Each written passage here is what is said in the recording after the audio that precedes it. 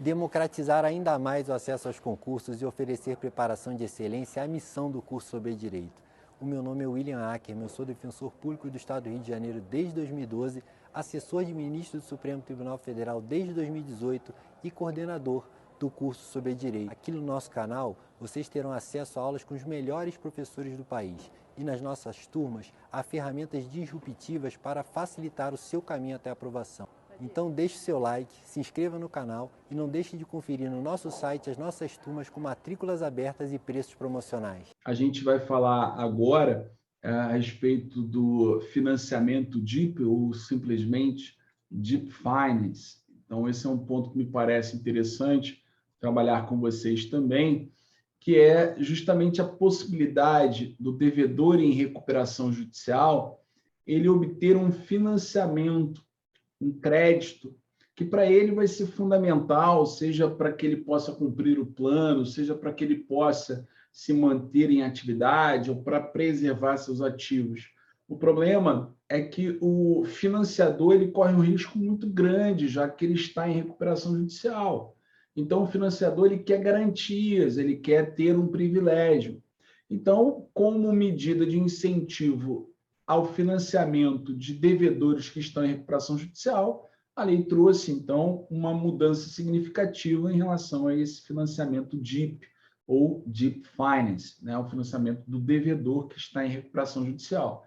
Então, durante a recuperação judicial, o juiz pode, então, autorizar a celebração de contratos de financiamento com o devedor, garantidos pela oneração, pela alienação fiduciária de bens e direitos, seus ou de terceiros pertencentes ao ativo não circulante, para financiar as suas atividades, as despesas de reestruturação ou de preservação de seus ativos. É interessante, na verdade, trazer segurança jurídica para o credor, senão ele não vai emprestar o dinheiro, porque o risco dele é muito alto.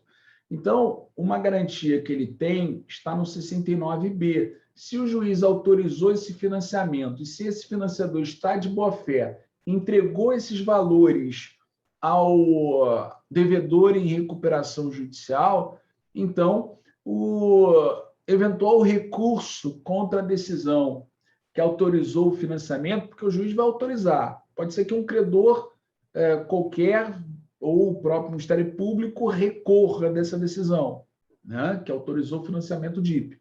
Mas se houve o financiamento DIP autorizado pelo juiz, se o credor está de boa-fé, o financiador está de boa-fé, e se já foi entregue esse recurso, a decisão em grau de recurso não pode ser no sentido de modificar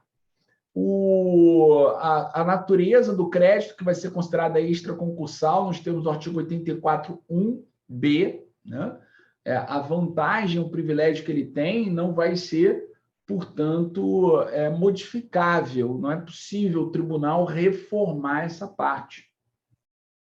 Não é possível, para se garantir segurança jurídica, modificar esse privilégio. Que privilégio é esse? Se ocorrer a falência, na hipótese de falência, o privilégio seria a possibilidade dele receber esse crédito no 84.1b, um crédito extraconcursal. E também não pode modificar as garantias que foram otorgadas, como eu disse, desde que o credor esteja de boa-fé, o financiador esteja de boa-fé, e caso já tenha sido feito o desembolso de recursos em favor desse devedor em recuperação judicial. É uma garantia, uma segurança para o financiador, no caso desse DIP. Também é importante lembrar que o 69E diz que esse financiamento ele pode ser realizado por qualquer pessoa, inclusive por credores que estão na recuperação judicial ou não, por familiares, por sócios e por sociedades integrantes do grupo do devedor. Então, a ideia é sempre ampliar, né, a possibilidade desse financiamento por qualquer pessoa. E o 69F diz que qualquer pessoa, entidade, pode garantir o financiamento, inclusive o próprio devedor e os demais integrantes do seu grupo estejam ou não em recuperação judicial. Então, são artigos que eu chamaria a atenção de vocês.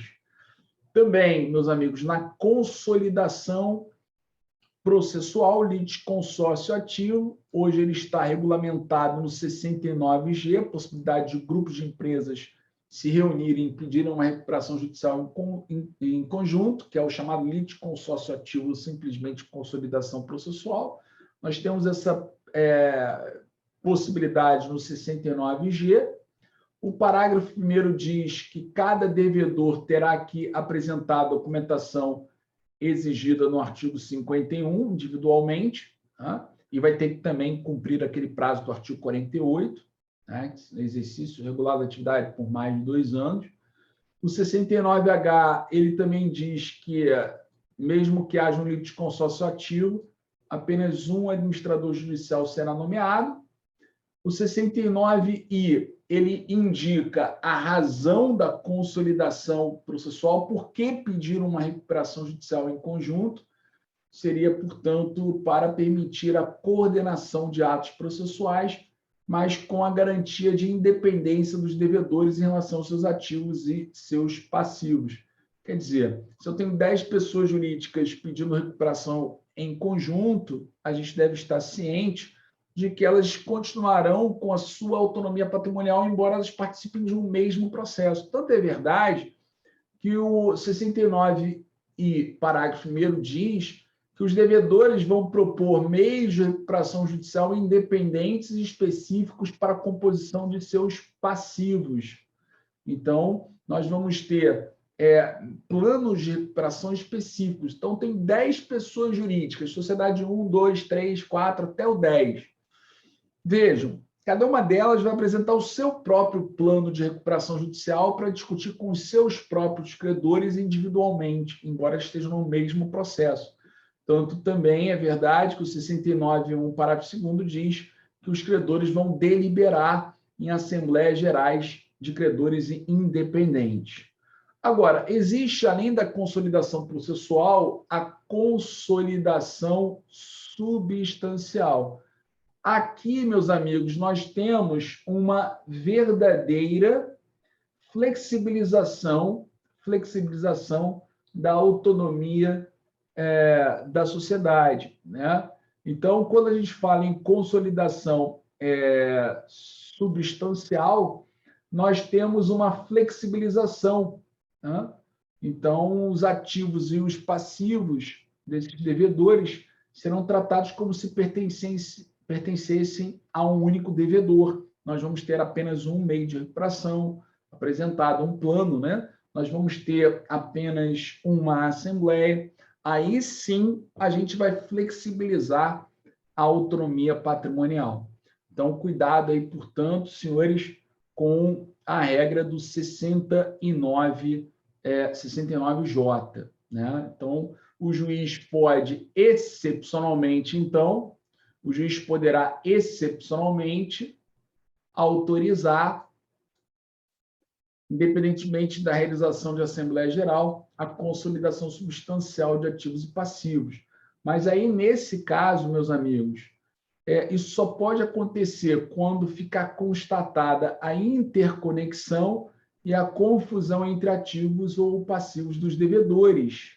E também deve ser observado cumulativamente, no mínimo, 2 das seguintes hipóteses, que estão aqui nesses incisos. Então, pelo menos desses 4 incisos, 2 hipóteses devem estar presentes junto com essa do caput. Então, além da interconexão e a confusão entre ativos e passivos devedores, nós temos que ter pelo menos 2 dessas 4 que estão aí presentes, né? Então, como eu disse, a razão da consolidação substancial, em razão dela, nós teremos, então, ativos e passivos devedores serão tratados como se pertencessem a um único devedor. Então, questão interessante para vocês. Outro ponto também que chama atenção é o artigo 49, na recuperação judicial. Estarão sujeitos à recuperação judicial todos os créditos existentes na data do pedido, ainda que não vencidos. Aí a gente tem que ter cuidado, por exemplo, com questões de indenizatórias, né? Então, no caso de indenizações, a gente tem que levar em consideração a data do fato gerador, do evento danoso. essa é a interpretação do STJ, né? Então, a gente tem, inclusive, isso materializado no informativo 684, por exemplo, né? Dizendo que quando a gente tem questões indenizatórias, o que importa é a data do evento danoso, do fato gerador. Então, se você tem uma questão, um fato gerador que é anterior ao pedido de recuperação judicial, não importa o momento da sentença, né? Importa o momento do fato gerador. Se ele é anterior ao pedido de recuperação, ele vai estar sujeito à recuperação judicial, ainda que a sentença seja posterior, como diz o enunciado número 100 da terceira jornada de direito comercial do CJF. Agora, cuidado, porque nós temos aqui uma redação do 44, parágrafo único, que foi incluído na Lei 4.886 de 65 pela Lei 14.195 de 2021, representante comercial. Olha, os créditos devidos ao representante comercial, reconhecidos em título executivo judicial transitado em julgado após o deferimento do processamento da recuperação judicial e a sua respectiva execução, inclusive quanto aos honorários advocatícios, não se sujeitarão à recuperação judicial, aos seus efeitos e à competência do juízo da recuperação, ainda que existentes na data do pedido. Então, cuidado, portanto, com essa regra do 44, parágrafo único, que foi incluída agora, né? Tem que tomar cuidado com isso. Cuidado ainda com esses parágrafos, meus amigos, que eu separei aqui para vocês, do parágrafo 6º ao parágrafo 9º, que são regras para o produtor rural.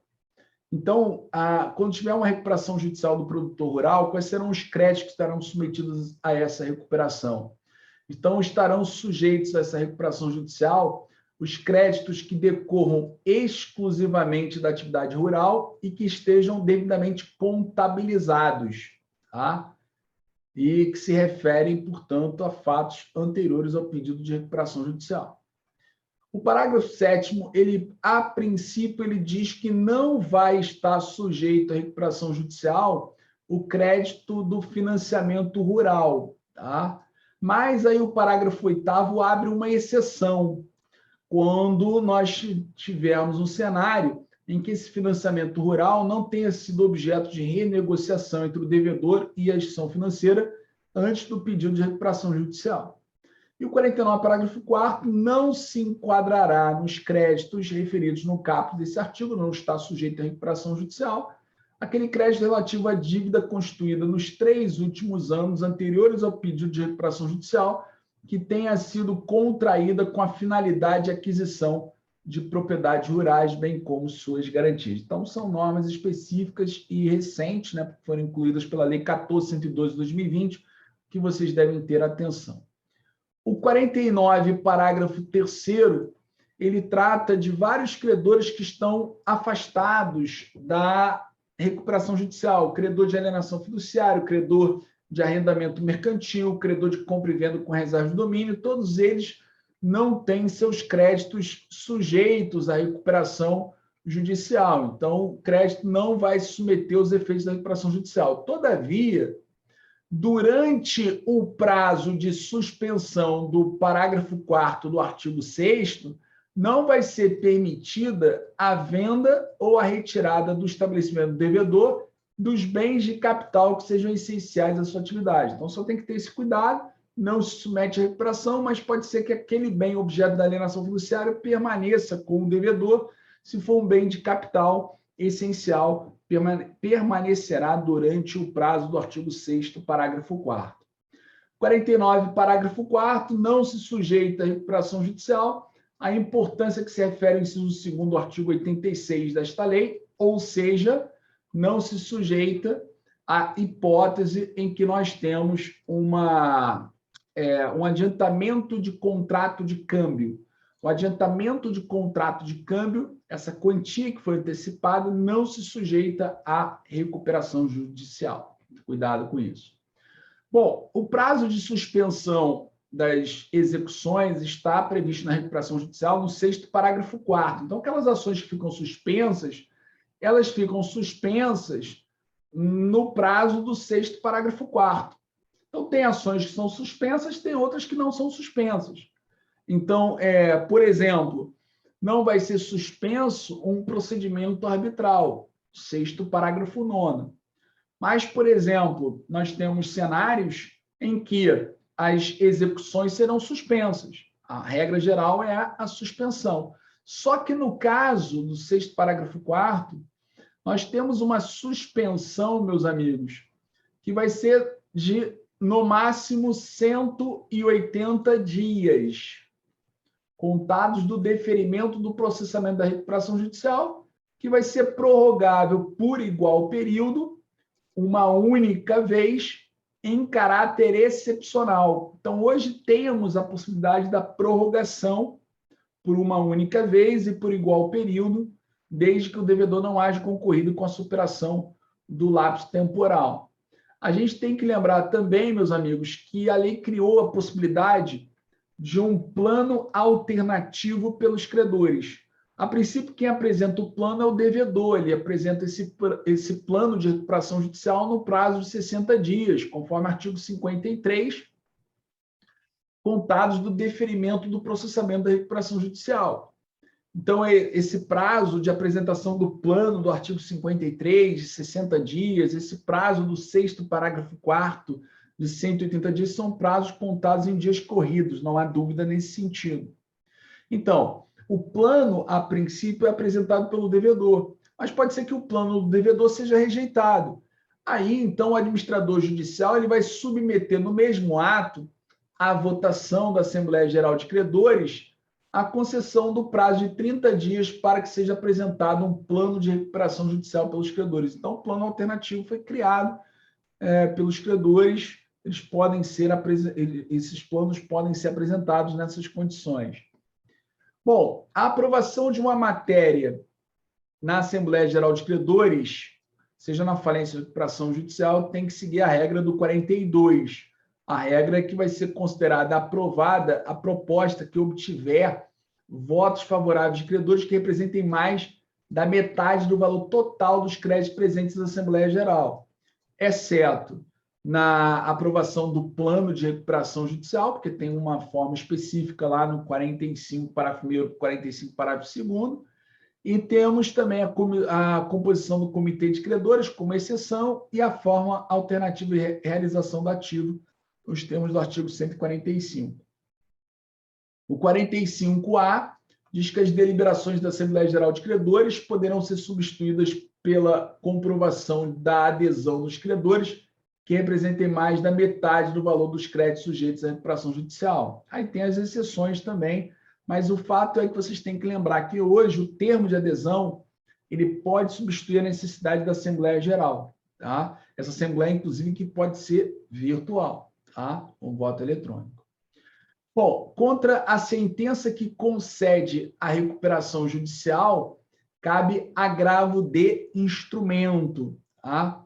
Se houver, portanto, a concessão da recuperação judicial, nós vamos ter agravo instrumento, conforme o 59, parágrafo 2º, e o 58A, quando é rejeitada o plano de recuperação judicial, vai ser decretada a falência e também caberá agravo instrumento, né, como diz ali o 58A, parágrafo 1.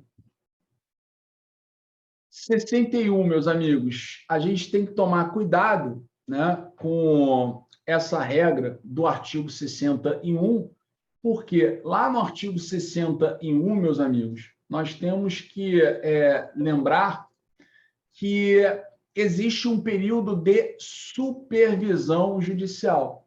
Existe um período de supervisão judicial que é um prazo de 2 anos, vai ser um prazo de 2 anos, em que nós vamos ter uma supervisão judicial, ou seja, o devedor vai permanecer, portanto, meus amigos, em supervisão judicial pelo prazo de 2 anos. Só que agora, meus amigos, esse prazo, ele vai ser um prazo facultativo. Ele era obrigatório e agora ele é facultativo. Então, tome cuidado, o juiz poderá, não há mais uma obrigatoriedade. O juiz poderá Então, determinar a manutenção do devedor em recuperação judicial até que sejam cumpridas todas as obrigações previstas no plano, que vencerem até no máximo 2 anos depois da concessão da recuperação judicial, independentemente do eventual período de carência. Também tomem cuidado, porque o artigo 70A fala da possibilidade do produtor rural pedir recuperação judicial com base no plano especial. Só que cuidado, porque o plano especial, ele, regra geral, é para aqueles que sejam enquadrados como microempresa ou empresa de pequeno porte. Mas o produtor rural, ele pode se valer desse plano especial, independentemente de estar ou não enquadrado como ME ou EPP. Porque para ele o que vale é que o valor da causa não possa exceder, ultrapassar R$ 4.800.000. Então, basta que ele proponha uma recuperação judicial cujos créditos não ultrapassem esse valor. A gente tem que lembrar que o artigo 24, parágrafo 5º, diz que a remuneração do administrador judicial vai ficar reduzida ao limite de 2%, normalmente são 5%, até o limite de 5%, agora aqui o limite é de 2%, no caso de microempresas, empresas de pequeno porte pedindo recuperação judicial, seja pelo plano ordinário ou pelo plano especial, bem como para essa hipótese do artigo 70A do produtor rural, que a gente acabou de ver. A recuperação com base no plano especial, diz o artigo 70, parágrafo 1º, é uma faculdade, desde que seja afirmado expressamente na petição inicial. Tem que lembrar também que os credores não atingidos pelo plano especial não vão ter seus créditos habilitados nessa recuperação. Sobre a questão da convolução da recuperação judicial em falência, o artigo 73 também foi modificado. Nós tivemos aqui a inclusão do inciso 5º e do inciso 6º, além dos parágrafos 2º e 3º. Então, agora eu posso ter a convolução de uma recuperação judicial em falência por descumprimento dos parcelamentos tributários ou da transação tributária. Também pode ser requerida a convolução da recuperação judicial em falência pelo credor fazendário ou por um credor não sujeito à recuperação judicial, quando for identificado um esvaziamento patrimonial da devedora que implica em liquidação substancial da empresa, como diz ali o parágrafo 3º, considera-se substancial a liquidação quando não forem reservados bens, direitos ou projeção de fluxo de caixa futuro suficientes à manutenção da atividade econômica para fins de cumprimento de suas obrigações, facultada a realização de perícia específica para esta finalidade. Bom, e o último slide, meus amigos, sobre recuperação extrajudicial. A gente tem que lembrar que o artigo 161, parágrafo 1º, diz quais são os créditos que podem se sujeitar a uma recuperação extrajudicial. A princípio, seriam todos os créditos existentes na data do pedido, exceto os de natureza tributária, aqueles previstos no 49, parágrafo 3º, e no inciso 2º do 86, que é a antecipação do contrato de câmbio, né? Então, esses não podem. Então, não pode tributário, não pode 49, parágrafo 3º, não pode 49, parágrafo 4º, né? Adiantamento de contrato de câmbio. Agora, os trabalhistas agora podem, assim como acidente do trabalho, mas vai exigir a negociação coletiva com o sindicato da respectiva categoria profissional. Então, o trabalhista agora pode, mas tem que ter a participação do sindicato nessa negociação.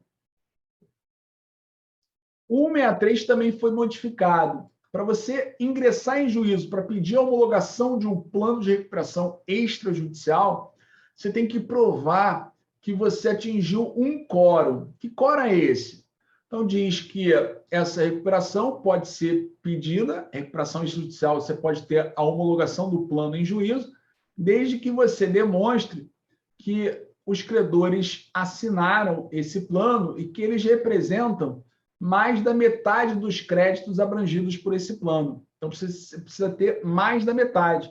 É importante aqui consignar que antes, meus amigos, nós tínhamos um cenário diferente.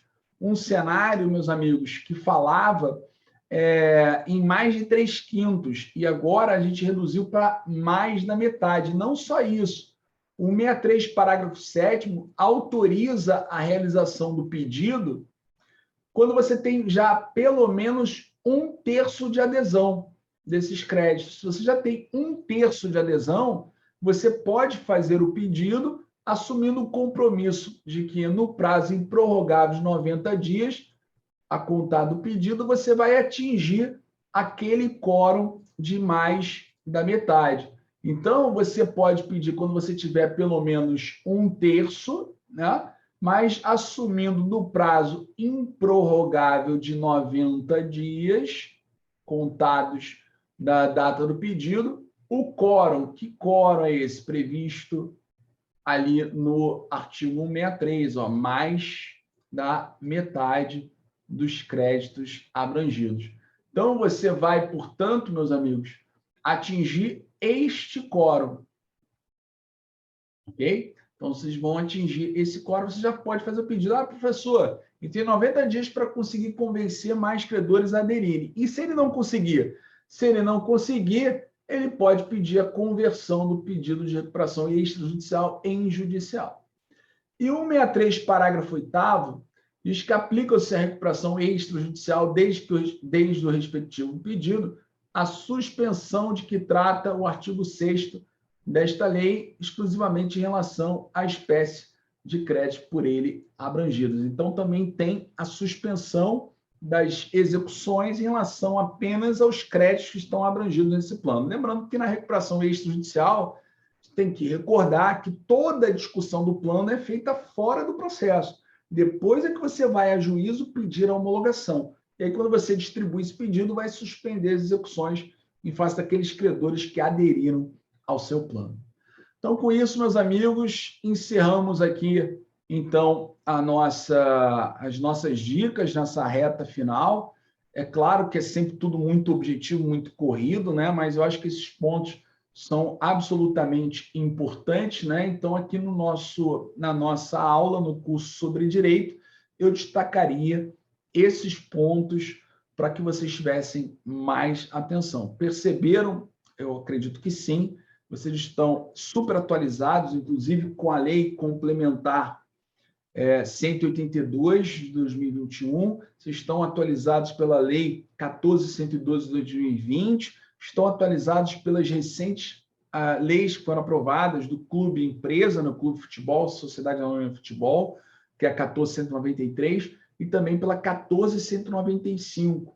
Então, acho que isso é importante para vocês se sentirem seguros, né? Então, cuidado com esses pontos que nós traçamos, mas, evidentemente, vocês vão ter que estudar, além disso, evidentemente, para estarem preparados para essa prova objetiva do Ministério Público. Então, meus amigos, encerro aqui minha participação, desejo a todos vocês muita sorte, que vocês consigam alcançar esse sonho de integrar o Ministério Público do Rio de Janeiro. Posso falar para vocês que vai ser uma honra ser colega de todos os senhores aqui no Ministério Público do Rio de Janeiro. Um grande abraço para todos, bons estudos e sucesso na sua prova.